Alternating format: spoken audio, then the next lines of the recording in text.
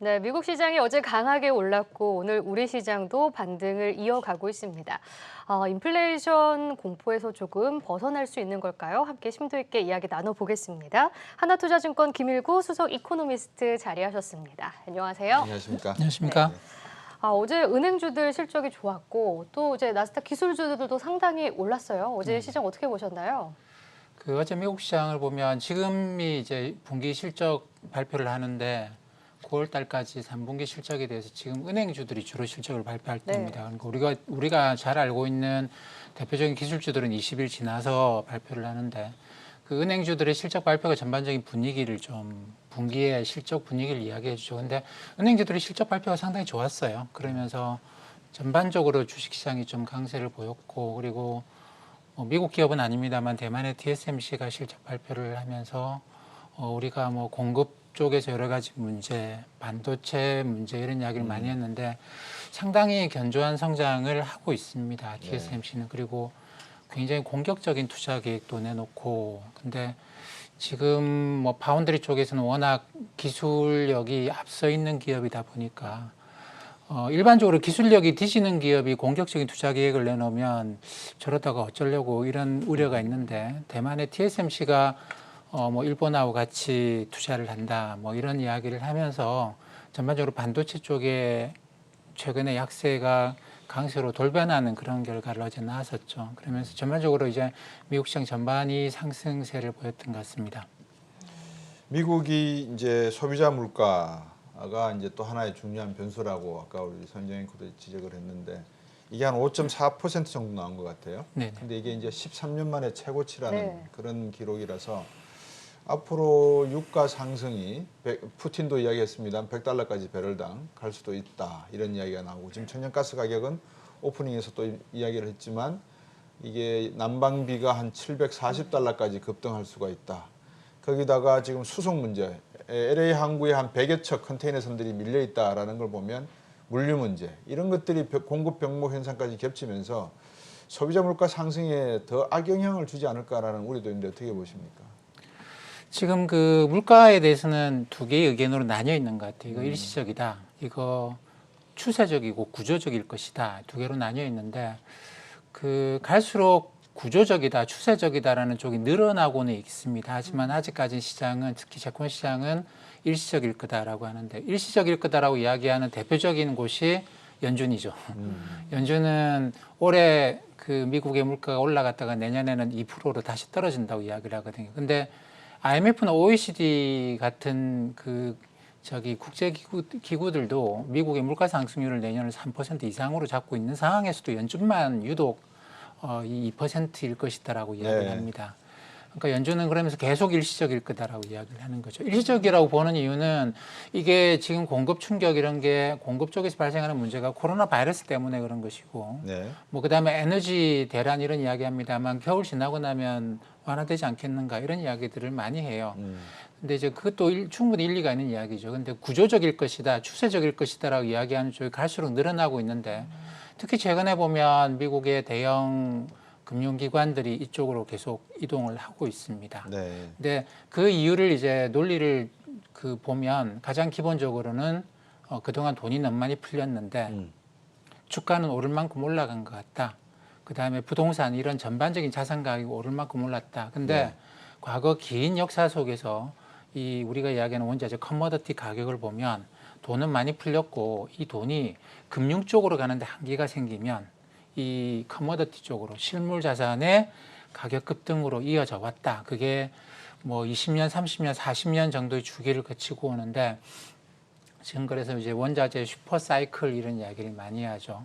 2010년 이후로 10년 이상 내려왔던 가격 하락이 이제 끝나고 상승을 시작한 것이다. 근데 이거는 단순하게 이거는 이제 뭐 코로나 바이러스 때문에 그런 건 아니고 기본적으로 많이 풀린 돈이라고 하는 게 갈 길이라고 하는 이거밖에 없지 않겠는가 이런 식의 이야기를 많이 하는 거죠. 주가가 언제까지나 밸류에이션을 높여갈 수는 없는 것이고 그렇게 본다고 한다면 이쪽 의견이 상당히 설득력이 있어요. 그래서 지금 나타나는 에너지 대란이라고 하는 거는 일시적인 수급 불균형으로 볼 수 있지만 상당히 강력하다. 그리고 일부에서는 그런 이야기합니다. 아니 친환경인데 무슨 ESG 세상에 무슨 원자재 가격이 올라간다고 이야기하느냐. 근데 사실 우리가 배터리 이런 거 봅니다만 친환경에서 이 갈수록 금속의 사용 비중이 늘어나고 있는 사실이고 그리고 에너지가 친환경 쪽에서 아직까지 그렇게 효율적으로 만들어지지 못해요. 근데 이게 장기적으로 에너지가 안 될 거라는 생각 때문에 공급업자들이 공급을 줄여버렸고 특히 미국의 경우에는 작년부터 이 공급을 많이 줄여놓은 상태입니다. 이거 앞으로 안 된다라는 거죠. 더 이상 뭐 많이 생산을 늘리는 거는 바보 같은 짓이다 이런 생각을 하면서 생산업자들이 생산을 줄여버렸어요. 공급이 줄어버린 것이죠. 수요는 근데 친환경에 아직까지 그만큼의 공급을 못 해주고 수요는 그대로 있는데 그 전통적인 생산업자는 줄여버리고 친환경은 그만큼 늘리지 못하고 이러면서 여기서 또 수급 불균형이 생깁니다. 그래서 우리가 역사적으로 보면 좀 아이러니컬하지만 새로운 것이 나오고 이 새로운 것이 실제로 현실이 되기 전에 사람들이 너무 빨리 이거 적응해버리고 나서 이 간극이 상당히 크게 존재를 하는데 지금도 에너지 문제 보면 그럴 가능성이 상당히 엿보이는 것이고 그래서 이게 단순하게 올해 겨울만에 일시적인 에너지 대란이 아니고 구조적일 수 있다 이런 이야기들을 갈수록 많은 사람들이 하고 있습니다. 네. 오늘 또 KB증권 리포트 나온 걸 보면은 이 인플레이션이 일시적인지 아닌지를 보려면 인플레이션 기대 심리가 중요하다라는 말을 했더라고요. 근데 내년 1분기까지는 괜찮을 것, 내년 인분기까지는 인플레이션이 있겠지만 그 뒤로는 괜찮을 것이다라는 분석을 내놨던데 그 근거가 중국의 분배 정책과 또 디레버리지 정책 때문이다라는 분석이 나왔더라고요. 하나투자증권에서 좀 어떻게 보고 계신가요? 글쎄 사람들의 기대라고 하는 게 정말 미래를 잘 이야기할 수 있는 것이냐라는 것이죠. 근데 일반적으로 학계에서도 인정하는 바가 사람들의 기대는 과거에 장기적으로 이어져 온 걸 그대로 믿는다라는 겁니다. 그러니까 지난 40년 동안 물가 안 올라갔는데 지금 물가 올라간다고 이야기하는 사람들의 의견이 힘이 당연히 없겠죠. 지금 그런 의견들이 조금씩 늘어나고 있는 것이고 근데 이제 일반적으로 사람들은 그렇게 생각합니다. 이번 겨울 지나고 나서 내년 봄쯤 되면 물가 안정될 것이다. 이렇게 이야기하는 것이 어떻게 보면 너무나 좀 당연해 보이는 게 지난 40년 동안 늘 그래왔다라는 것이죠. 에너지 위기가 한 번씩 있었습니다만 몇 달 지속되다가 다시 가격이 떨어지고 해왔는데 이번에 좀 다르게 봐야 된다고 생각을 해요. 왜냐하면 이게 그 풀린 돈이 어디로 갈 거냐의 문제입니다. 그런 이슈가 있기 때문에 좀 다르게 봐야 된다는 생각이 그리고 수급에서의 불균형이 옛날처럼 이 원유 생산하는 나라들 특히 미국을 포함해서 원유 생산하는 나라들이 계속 원유 생산을 확대해가는 그런 때가 아니고 지금 좀 원유 수요가 있다고 해서 지금 생산 투자를 늘린다? 이거 굉장히 바보 같은 짓이라고 생각한다라는 것이죠. 그래서 유가가 높음에도 불구하고 투자를 안 해요. 미국의 경우에 특히 이제 그런 현상이 굉장히 두드러지는데 미국은 이게 셰일 오일 같은 거는 계속 시추를 해야 되거든요. 사우디아라비아처럼 한번 시추해 놓고 난 다음에 거기서 뽑아내는 게 아니고 미국은 한번 이 셰일 오일이라고 한번 시추하고 나면 이 3개월 지나고 나면 그 오일이 안 나옵니다. 다시 또 시추하고 해야 되는데 그래서 그동안은 유가 올라감에 따라서 이 흔히 리카운트라고 이야기하는데 시추 공수가 계속 증가해 왔어요. 근데 작년부터 유가가 치고 올라가는데 시추 공수가 증가를 안 합니다. 이게 사람들의 생각이 바뀌어버린 것이죠. 공급자가 더 이상 공급을 늘리지 않는 그런 단계로 들어가 버렸기 때문에 뭐 그동안은 그랬어요. 유가 올라가면 이게 공급이 증가하면서 당연히 유가가 그 다음에 또 떨어지고 했는데 지금은 뭔가 좀 심각한 큰 변화가 나타나고 있는 것 같다라고 저는 생각을 합니다. 네. 바이든 대통령의 뭐 대선 공약이기도 했지만 기후 환경 변화 그리고 신재생 에너지에 대한 어떤 뭐 목표 이게 점점 강화되는 상황인 것 같고 저희들이 이제 중국 경제만 이야기하다 보면 하나 놓치는 게 있는데 인도 경제를 놓치고 있거든요. 사실은 인도 쪽도 한 135개의 석탄 발전소가 있는데 한 80% 정도가 지금 석탄 부족 상황을 가지고 온다고 이야기를 해요. 이제 그러다 보면 결국은 제품을 만들어서 선진국에 공급해오던 이런 신흥국 경제들 여기서 물가 상승의 압력 요인이 존재할 수밖에 없다. 여기에다가 병목 현상 문제, 그다음에 임금 상승의 문제, 수요의 급등의 문제가 발생돼 버리면 이거는 구조적으로 뭐 단기가 됐건 중기가 됐건 구조적인 문제로 물가 상승은 올라갈 수밖에 없는데 파월 의장도 의회 청문회에서 이야기했습니다만 자칫 잘못하면 이게 물가 목표제의 오류를 범할 수 있다.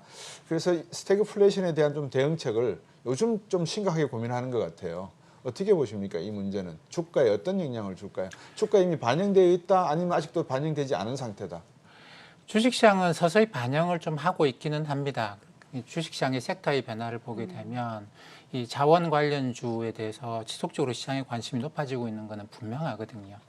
그러니까 이게 뭐 실적 이런 것과 무관하게 자원 관련주 쪽으로 뭐 화학주들도 움직였다가 네. 뭐 여러 방식으로 움직이고 있습니다. 그 미국 시장에서도 분명하게 드러나고 있고 주식시장이 반영을 하고 있는 것은 맞아요. 근데 아직까지는 이게 물가 상승에 대해서 좀 너무 안일하게 그동안 지난 40년 동안 있어온 방식으로 물가는 뭐 올라갔다가 잠깐 올랐다 내려갈 거지 이런 생각이 굉장히 강합니다. 그리고 근데 이게 좀 구조적이라고 볼 수 있는 이유 중에 하나가 좀 전에 앵커님 말씀하신 것처럼 제조업 공산품 생산하는 국가들에서 물가 상승, 수출 물가 상승이 나타나고 있다는 건데 그게 네. 지난 9월 중순에 OECD가 낸 리포트가 그런 내용이에요. 그래서 그 이후로 시장의 생각이 조금씩 바뀌어가고 있는 거는 분명합니다. 네. 이 인플레이션이라고 하는 게 일시적 연준이 이야기하는 것처럼 일시적인 게 아니고 원자재 가격 상승에 그리고 사실 한국, 대만, 일본, 한국, 대만, 중국 이런 나라들은 수출 물가를 달러 베이스로 올리는 나라들이 아니거든요. 그렇죠. 왜냐면 워낙 경쟁이 심한 제조업 제품들을 만들고 있는 곳이기 때문에 그런 곳이 아닌데 이게 이제 올해 들어와서 이 세 나라에서 수출 가격 상승이 상당히 급격하게 일어나고 있습니다. 네. 한 20%씩 전년에 좀 떨어진 게 있습니다만 그걸 더 치고 올라가는데 이게 뭘 이야기하느냐라는 것이죠. 이게 이제 공급 쪽에서의 충격이 상당하다는 걸 이야기해야 되고 근데 그동안 연준은 옐렌 의장이 그 박사학위를 노동경제학으로 하신 분이거든요. 네, 그리고 네. 지도 교수가 물가 목표제를 연준이 자꾸 지키면서 고용시장이 계속 악화되고 있다. 연준이 물가 잡는다고 긴축을 자주 하다 보니까 고용시장의 저소득층은 제대로 임금 상승도 겪어보지 못하고 계속 악화됐다라는 생각이 굉장히 강한 분이에요. 네.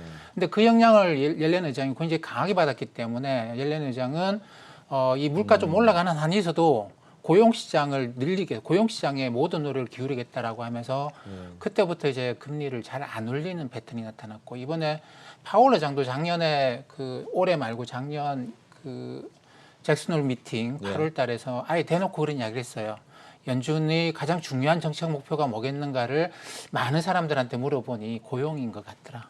그래서 물가를 확 치면서 고용을 고용 중심으로 가는데 그러다 보니까 이게 물가가 올라오는 거를 연준은 계속 일시적이라고 계속 무시하는 거죠. 그걸 바라보는 글로벌 투자자들은 야, 연준이 그런다고 해서 물가를 올리는 곳은 아니거든요. 근데 물가가 어떤 이유로 올라가기 시작하면 이게 이제 지옥문이 열려버리는. 그렇죠. 연준이 문은 열어놓은 거죠. 무슨 일이 생겨가지고 가령 바닥에 기름을 잔뜩 깔아놓은 거예요. 그렇다고 연준이 불을 붙이는 건 아닌데 어디선가 불이 붙으면 이게 불이 확 번질 수 있는 환경을 연준이 만들어놨다. 근데 이게 그 에너지 문제나 아니면 제조업에서의 이게 뭐 부족 문제 그리고 원자재 문제 이런 걸 보니까 여기서 불이 붙을 수도 있겠다. 불이 붙으면 이거는 꽤 오래 타고 들어가는 상당히 긴 기간 동안에 커머더티 가격이 슈퍼 사이클이라고 이야기할 수 있는 그런 국면에 들어가지 않겠는가 이런 걱정들을 좀 많이들 하고 있습니다. 네.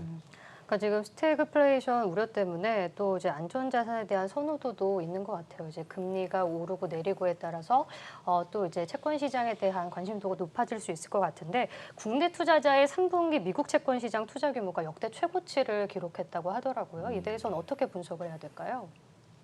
그러니까 지난 이제 우리나라 투자자들 같은 경우에는 국내 채권에 투자할까 특히 연기금처럼 굉장히 긴 채권에 투자를 하는 투자자들은 국내 시장에서 뭐 10년, 20년, 30년 이런 채권이 많이 없습니다. 거기다가 국내에서는 국채 위에는 살 수 있는 채권이 없어요. 이만큼 긴 만기는. 근데 뭐 미국이나 이런 데 가게 되면 굉장히 긴 10년, 20년, 30년 특히 이제 회사채나 국채보다 금리가 높은 채권들이 꽤 많이 널려 있는 것이죠.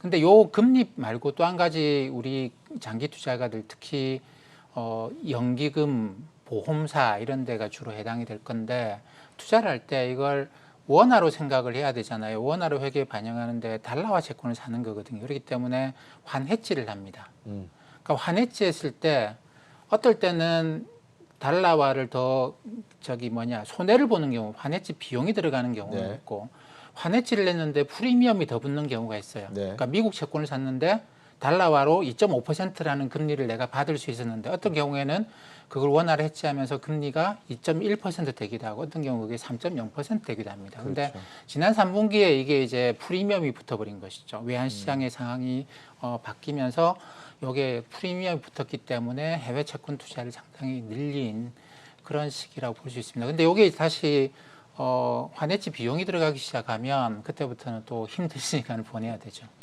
과거에 우리나라 중소기업을 대상으로 해서 KIKO, 킥인 킥아웃이라고 하는 방금 말씀하신 환율이 오르고 내림에 따라서 선물 투자한 부분에 대한 어떤 손해를 반해할 수 있는 밴드 구간을 줘서 투자를 했는데 제가 알기로는 거의 다 그냥 물을 먹으신 걸로 실패하신 걸로 그렇게 알고 있어요.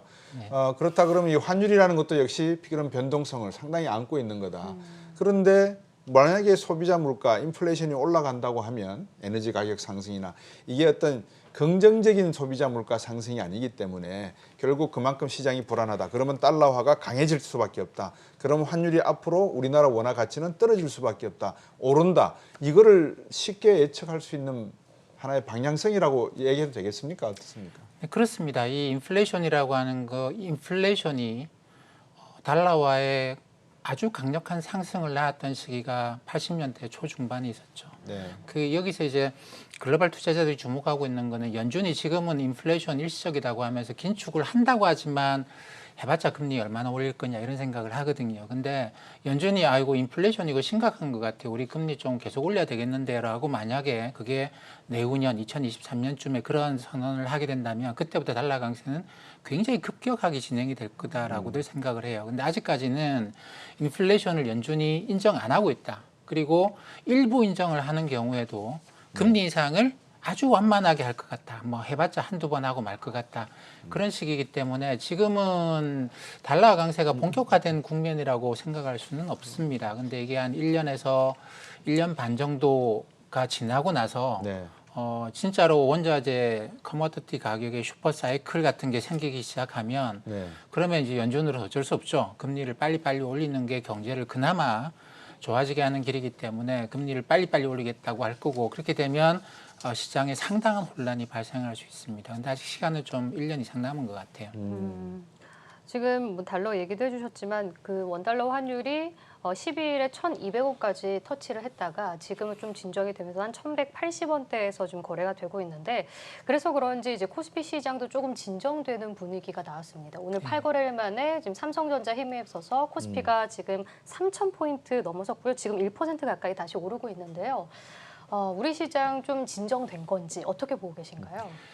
일단 우리나라 시장을 보시면 추석을 지나면서 갑자기 분위기가 확 바뀌어 버렸어요. 네. 금리가 급등하기 시작했고 주가도 이제 훅 떨어지기 시작했는데 추석 연휴 기간 동안에 있었던 이유 뭐냐면 중국의 헝다그룹 이슈가 발생했고요. 그렇죠. 그다음에 이제 미국의 FMC가 있었는데 여기서 조기 긴축을 할 수 있다라는 그런 의견이 나오면서 미국의 채권 시장 분위기가 확 바뀌어 버린 것이죠.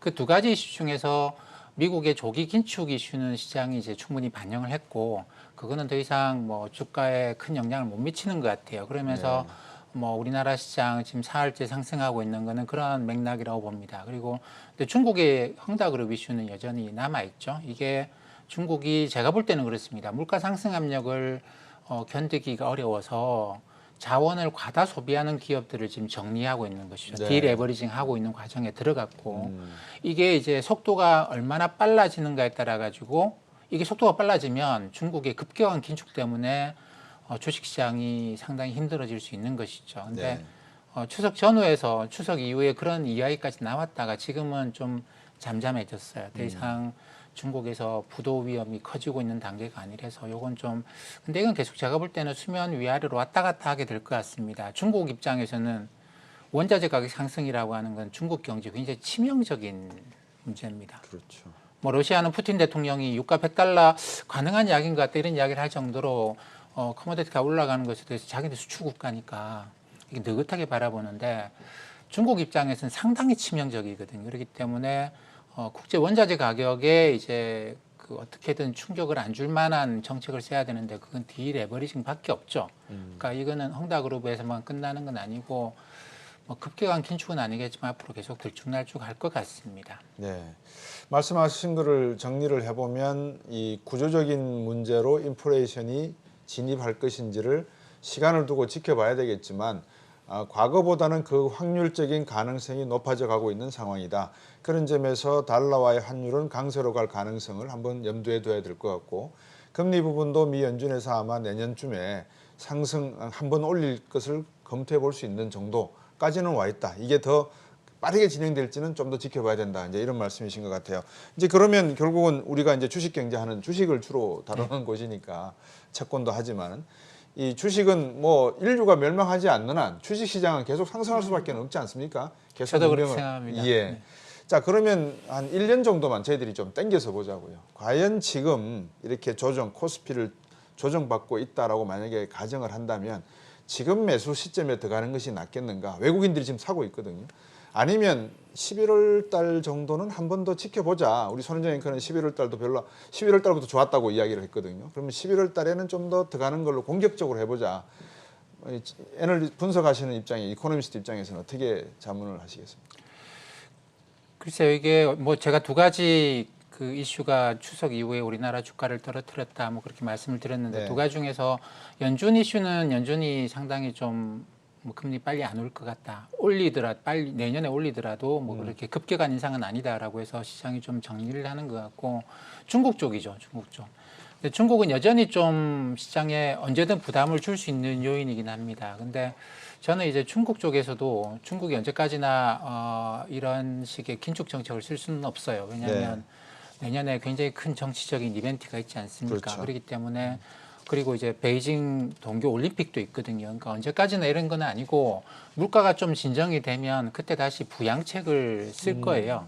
그러니까 그 중국은 어떻게 보면 지금 위아래 좀 갑갑할 정도로 너무 좋아지면 원자재 가격 때문에 다시 그 눌러야 되고 너무 나빠지면 이 내년에 정치적 이벤트를 생각해서 다시 올려야 되고 이런 식으로 움직이기 때문에 헝다그룹 이런 걸 갖고 이렇게 확 밀고 내려가지는 못한다라는 거예요. 어느 정도 진정이 되면 다시 부양책을 쓸 건데 지금 이제 좀 빨리 움직이는 투자자들은 헝다그룹 이슈가 좀 진정되지 않았느냐 그러면 시간 좀 지나면 중국이 또 부양하겠지라고 하는 그렇게 받아들이시는 분들도 계시는 것 같고 근데 좀 신중한 투자자들은 중국은 이게 높은 고위 관료들이 나와서 뭐라고 이야기할 때까지는 조심스럽게 봐야 된다. 그 함부로 예단하고 들어가면 미국처럼 그렇게 예단하고 들어가는 시장이 아니다. 이렇게 조심해서 보시는 분들은 중국의 고위 관료들이 이 부분에 대해서 뭐라고 이야기하는지 나올 때까지 좀 기다려보자. 뭐 그런 입장인 것 같습니다. 근데 오늘 또 시장의 이제 동력이라고 한다면 사실 삼성전자가 7만 원을 회복하면서 지금 반도체 지수들, 반도체 종목들이 강하게 오르고 있는 것 같은데 뭐 뉴욕장 영향도 받는 것 같고요. 지금 또 열흘간 3조 원 넘게 개인들이 순매수를 했다고 하더라고요. 이 점에 대해서는 좀 어떻게 보고 계셨나요? 지금까지 우리나라 시장에서 삼성전자가 개인 투자자들을 한 3년, 5년 놓고 보면 실망시킨 적은 한 번도 없죠. 때문에 과거에 대한 믿음으로 뭐 그렇지 않습니까? 우리가 사람을 보더라도 그 사람이 과거 행동을 갖고 믿을지 말지를 결정하듯이 주식도 사실 한국에서 삼성전자 빼고 그만큼의 믿음을 개인 투자자들이 가진 주식은 없어요. 그렇기 때문에 떨어지면 그게 무슨 이유로 떨어지든지 간에 개인들의 순매수는 계속 늘어왔습니다. 그거는 뭐 지금도 마찬가지인 패턴인 것 같고 근데 뭐 여러 가지 이제 어려운 이슈들은 있죠. TSMC가 공격적인 투자를 늘리고 있고 그게 일본에 공장을 만든다. 뭐 그리고 이제 TSMC하고 인텔하고 모종의 무슨 관계가 있지 않느냐. 근데 인텔이 미국의 대규모 투자, 유럽의 대규모 투자 이런 식으로 하면서 TSMC가 이제 영역을 확장해 나가고 있고 우리나라 반도체 산업의 영역이 위축되고 있는 거 아닌가 이런 걱정들도 많습니다만 그런 걱정들은 과거에도 많았었죠. 근데 그걸 다 뚫고 왔기 때문에 그 뭐 어떻게 될지 그거는 경영진들이 삼성전자의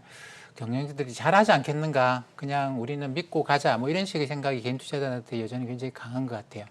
근데 지금까지 그게 틀린 적이 없었기 때문에 저도 이번에 틀릴 거라고 말씀을 절대 드릴 수는 없고, 뭐 거기다가 TSMC의 지금 PE를 보면 주가 순이익 배율을 보면 한 28배 나오거든요. 삼성전자는 14배예요. 밸류에이션이 절반밖에 안 되기 때문에 여기서 뭐 삼성전자를 사는 거는 뭐 그 나쁘지 않은 선택이다 생각을 합니다. 저희들이 이제 방송을 하면서 이코노미스트나 전문가분들에게 어떻게 예상을 하십니까? 그러면 이제 이렇게 단정할 수가 없지 않습니까? 뭐 그럴 것 같으면 노벨 경제학상 받은 분들 모셔가지고 주가 오르겠습니까? 내리겠습니까? 그럼 노벨 경제학상 돌려내세요. 뭐 이렇게 하면 되는데 사실상 어려운 판단을 하는 겁니다. 그렇지만 이제 전반적인 시장의 흐름이 이러하니 참고해 주십시오라는 말씀인데, 삼성전자 쪽은 조금 더 긍정적인 측면으로 말씀을 주신 것 같아요. 이 삼성전자가 만약에 그런 믿음을 국민들에게 가지고 간다 그러면 국가의 정책, 경제 정책도 삼성전자에게 그렇게 반하는 정책은 나오지 않지 않을까 하는 기대도 한번 해보겠습니다. 오늘 말씀 여기까지 듣도록 해야 되겠습니다. 고맙습니다. 감사합니다.